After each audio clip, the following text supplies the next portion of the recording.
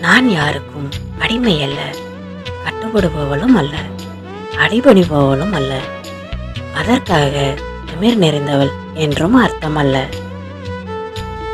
எனது கண்ணோட்டங்கள் வேறு, எனது கருத்துக்கள் வேறு, எனது சுயதாபங்கள் வேறு.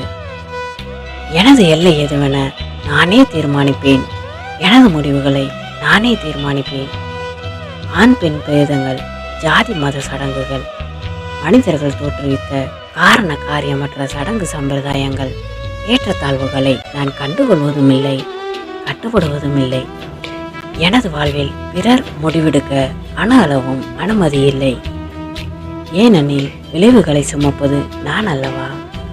வேண்டாம், இப்படி இருந்தால் நீ திமிரானவள் என்றால் ஆகட்டும், நான் திமிரானவளாகவே இருந்து கொள்கிறேன்.